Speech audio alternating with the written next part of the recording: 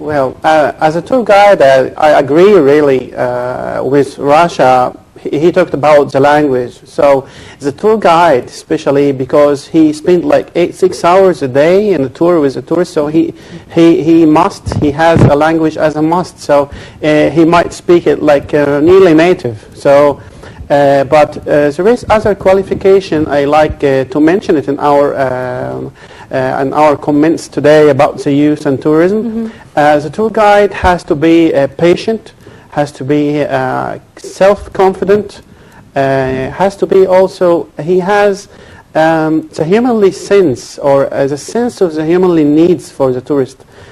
Sometimes you have a group with different ages, so different category of ages, different category of culture.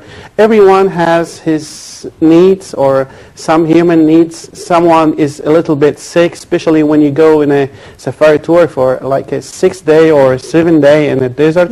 So you have to have that sense of the humans. And also I'd like to add, so maybe she added the word brave. Well, I can say, well, I agree with the word brave, but you can say, yeah, you can say you have the leadership, or he's a guide, so he has to be the leader. Yeah, he's taking the lead. He must be, or he might be decision maker and think quicker and to have, I mean, the right decision, because sometimes you are facing something really negative circumstances in your tour, and you have to overcome these situations. And hopefully also turn it into positive in a way. Sure, sure. Okay, well, okay. So, Mr. Nabil, you have something to add? Yeah, I like to comment. That was negative thing, actually. As a tour guide, each time I got tourists to Egypt,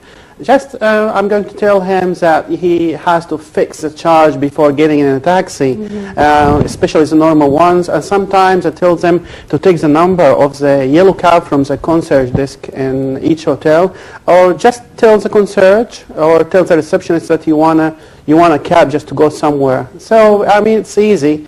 Well, I disagree. I mean, everything is safe in Egypt. Egypt is really secure. Maybe some drivers are too extrovert. Maybe they speak much too. They want to speak. They want to tell. They want to have a discussion with the tourist. Yes. This is in a way the Egyptian nature. I mean, this is how we are, Egyptians, and this is usually taken positively. People think that they are friendly. Well, this is a little bit, it's less experienced sometimes, because some tourists are really, they don't want anyone just to be extrovert, or just, they want to keep their privacy. I mean, and so maybe this is a little bit negative, but on the other side, the good thing is in this, that as you said, this is a virtue of the Egyptian.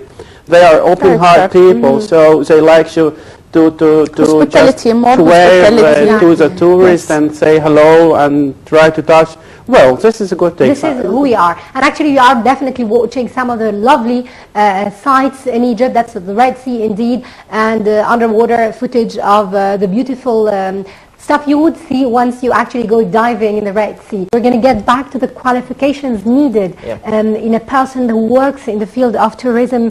We'll go to this point in details, but first let us learn more from Mr. Nabil. You're actually, as a beginning, you're a sightseeing photographer, and this is a very interesting hobby, shall we say? It's a hobby. Yeah, it was a hobby. I like to take the most good shots, especially from the sightseeing of Egypt. It's lovely to take these shots and keep it.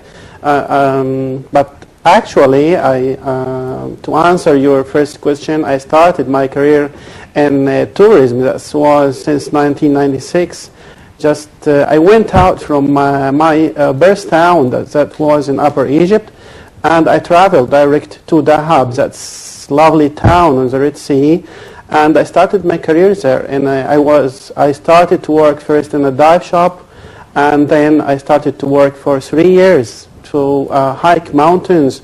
The high mountain region, this is a special area with the most highest mountain in Sinai.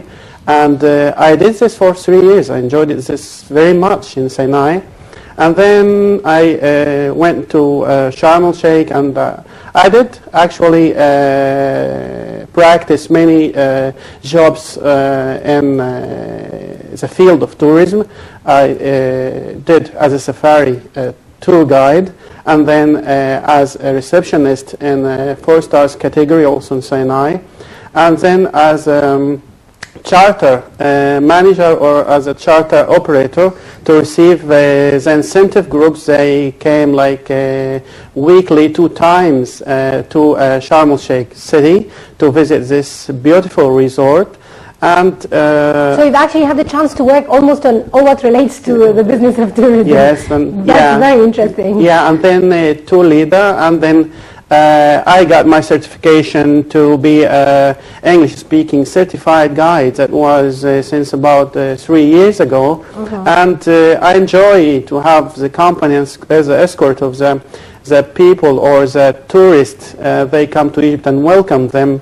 Of course, and unless you have this spirit, it will never be a success. I mean, sure. For a tour guide, or you have to have this spirit of being willing and happy to receive the foreigners to our country. Of course.